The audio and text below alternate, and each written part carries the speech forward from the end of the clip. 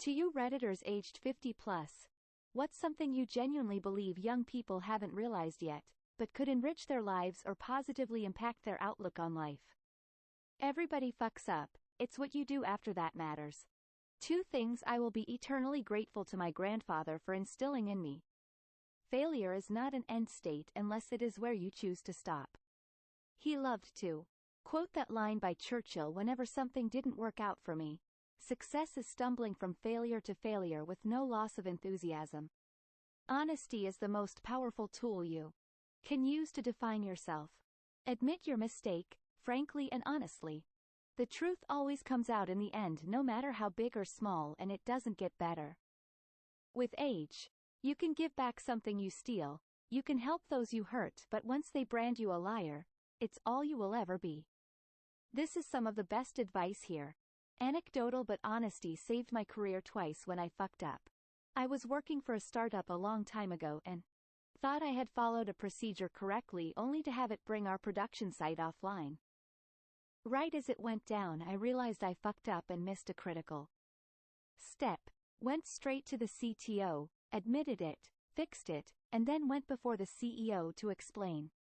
The CEO and CTO said they were gonna fire me but didn't want to because they valued my honesty and integrity. They said that had I not been so forthright that they would have tossed me out then and there. Be as honest as possible. It pays in the end. One of my guiding principles in my career is to approach my boss with 4 pieces of information. 1. What I did wrong. 2. The exact ramifications on our system. 3. What I've already done to fix it. 4. What I plan on doing to fix it further after this meeting. It's never let me down. I try to add a number 5. Document how, what I did, and or how not to do said thing. My sup really likes that extra step. Unless you don't mind hearing like all the time, day and night. Use hearing protection in loud situations. Tinnitus is a bitch. Take care of your body. Exercise, keep your weight reasonable, and keep the bad habits in moderation. It really does make a difference later in life. And take care of your teeth. It's fucking expensive replacing crowns, getting implants, etc. You forgot dentures. I can't afford them and have been on a free clinic waiting list for my name to come up for 2 years just gumming my food. Really? Changes your diet. That's the reason many people suffer from malnutrition after losing their teeth. Even with dentures, you have to avoid certain types of food because they'll pull the denture out of your mouth. If possible, implant-supported, snap-in dentures can be an excellent co-L improvement, but they typically cost as much as an economy car. My wife has had them a little over a year and it changed her life. Nobody else ever thinks about the things you did that you think were embarrassing or cringeworthy. You are not important to them. The only one who remembers those moments are you, and you shouldn't let them define you to yourself. I heard a saying once. When you're young, you constantly worry about what everyone else thinks of you. When you're an adult, you stop worrying about what everyone else thinks of you. And when you're old, you finally realize that nobody else was thinking about you anyway. Stop thinking your life is about being the most productive person you can be. Find interesting hobbies that make you feel good and are good for you.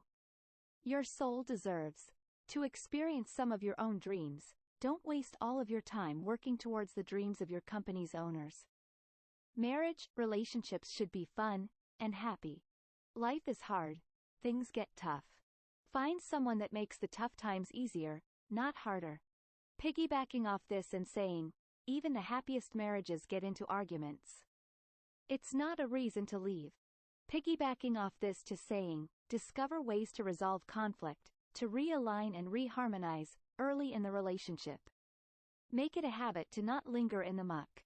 Shit happens, so get good at fixing it at its root and moving on.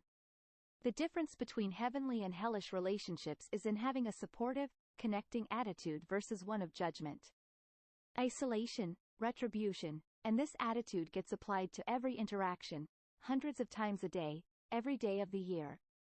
This No marriage is going to be 100% happy and fun. You'll have fights and arguments. The key is to talk through them like sane, mature adults and then move on. Wear sunscreen. I just had a quick look at my 50-year-old upper chest, frequently exposed to the sun in my youth, and compared it to my 50-year-old belly, which has always been clothed and covered. I have never liked two-piece swimsuits. What a difference. My 50-year-old friend in Florida may be darker than me, but she's starting to look a bit like Leatherface. Inheritance is not a retirement plan. Best inheritance is parents who can fund, edit from find, their old age care in whatever format. Definitely. I'm fortunate enough to have parents who are willing, able to fund my college education, and are financially stable enough that I will never have to pay for their care. It's a massive help.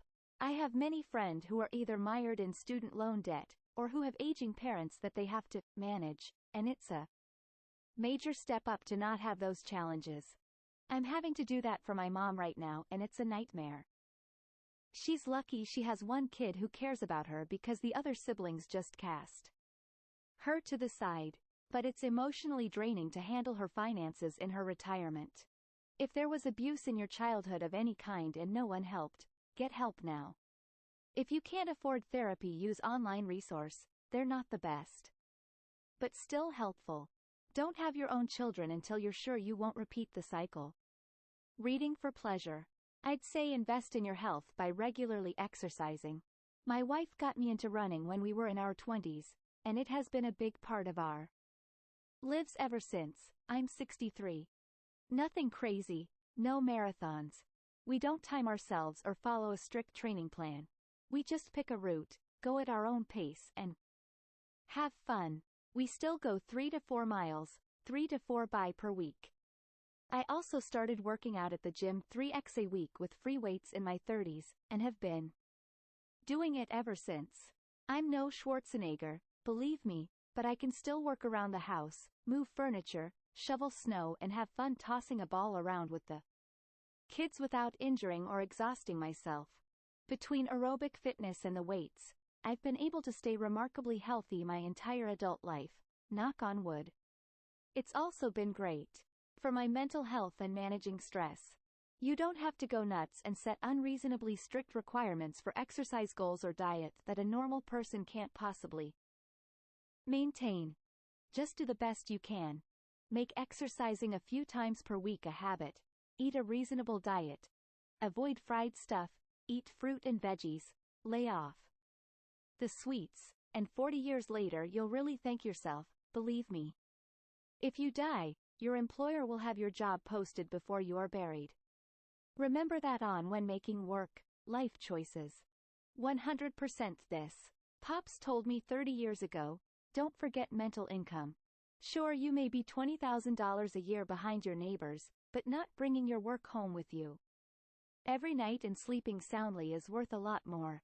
Live your life while you have energy and fewer commitments. And even when things aren't stellar, it is all life experiences and usually a nugget among the shit. Live your life. 2 comments down. Save your money.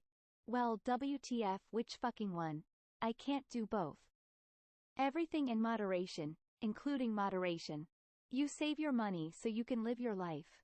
Sometimes that means doing things you don't enjoy doing. Going to work, cleaning the house, doing laundry. So that later, you can enjoy the benefits of that restraint. Having money to buy yourself treats. Having a clean house. Enjoying the feeling of clean clothes. It's all about balance, my dudes. Every skill takes determined practice to master. I see my young friends, relatives try and give up on so many things because they weren't very good at it. If you keep doing that, you'll never be very good at anything. Every day it gets a little easier. But you gotta do it every day. That's the hard part. But it does get easier. Jogging baboon from BoJack Horseman. This struck a chord with me recently. Late 40s, but thought I'd answer anyway. Get off social media. Maybe not entirely, but take it off your mobile devices. Maybe log on when you're sitting at a laptop. Otherwise it just rots your brain. Whether it destroys your attention span, misrepresents how awesome others' lives are, or just pigeonholes you into an echo chamber. It does no good. Edit. Yes, I'm bashing social media on a social media account.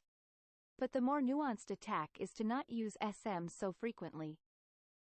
As I wrote in the initial comment, the default to just mindlessly scroll on your phone is the real problem. Logging on for a few minutes, fucking around, and then getting off SM is the way to do it. Not everything that you disagree with deserves an argument. Pick your battles and let trivial things slide. The habits you get into during your 20s and 30s are going to be damn near impossible to change. Make those habits good ones. Practice makes perfect applies to everything you do, not just the good stuff. Lying, eating poorly, procrastinating, mistreating your loved ones. You get better at these sorts of things as well. Practice makes permanent.